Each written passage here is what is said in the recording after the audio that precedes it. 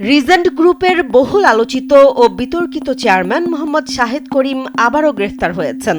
Covid মহামারীর সময়ে জালিয়াতির মাধ্যমে দেশ জুড়ে তোলপাড় সৃষ্টি করা শাহেদকে এবার রাজধানীর ইসিবি চত্বর এলাকা থেকে গ্রেফতার করেছে পুলিশ। ৯৬টি মামলার এই আসামি জামিনে মুক্তি পাওয়ার কিছুদিন পরই আবারও আইনি জালে জড়ালেন।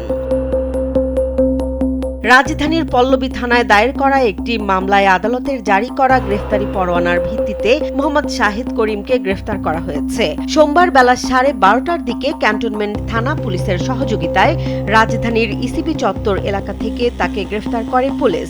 পল্লবী থানার ভারপ্রাপ্ত কর্মকর্তা হাসান বশির জানান, শাহেদের বিরুদ্ধে আদালত থেকে গ্রেফতারি পরোয়ানা জারি হয়েছিল এবং তা কার্যকর করতেই এই অভিযান চালানো হয়। গ্রেফতারের পর তাকে পল্লবী থানায় নেওয়া হয়েছে। তবে এই গ্রেফতারি পরোয়ানার বিরুদ্ধে আসামিপক্ষের আইনজীবী আগেই হাইকোর্টে রিট করেছিলেন, যার কাগজপত্র যাচাই করে পরবর্তী আইনি ব্যবস্থা নেওয়া হবে বলে জানিয়েছে পুলিশ। শাহেদের নাম প্রথমবার দেশজুড়ে আলোচনায় আসে ২০২০ সালের কোভিড মহামারীর সময়ে। ওই বছরের ৭ জুলাই উত্তরার রিজেন্ট হাসপাতালে অভিযান চালায় র্যাব।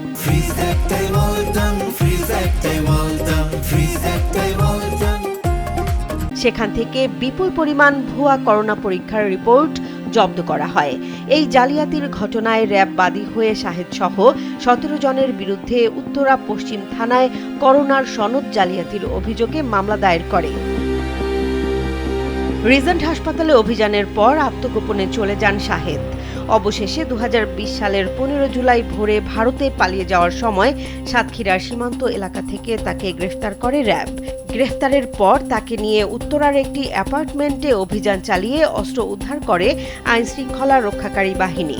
পরবর্তীতে তার বিরুদ্ধে প্রতারণা ও জালিয়াতির নানা অভিযোগে একের পর একাধিক মামলা দায়ের হতে থাকে। শাহেদের বিরুদ্ধে মানি লন্ডারিং প্রতিরোধ আইনেও একটি মামলা রয়েছে। সেই মামলায় সিআইডির প্রতিবেদনের তথ্য বলছে, আসামি শাহেদ মানুষ ঠকিয়ে ১১ কোটি টাকার বেশি আত্মসাৎ করেছিলেন। তার বিরুদ্ধে মোট ৯৬টি মামলা ছিল, যার মধ্যে ৫টি মামলায় তিনি সাজাপ্রাপ্ত আসামি। দীর্ঘদিন বিভিন্ন মামলায় কারাগারে থাকার পর সবকটি মামলায় জামিন পাওয়ায় ২০২৪ সালের ৪ সেপ্টেম্বর ঢাকা কেন্দ্রীয় কারাগার থেকে তিনি জামিনে মুক্তি পান।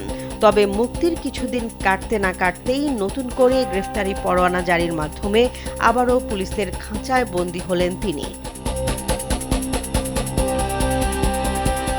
জেসমিন জাহান, কালবেলা।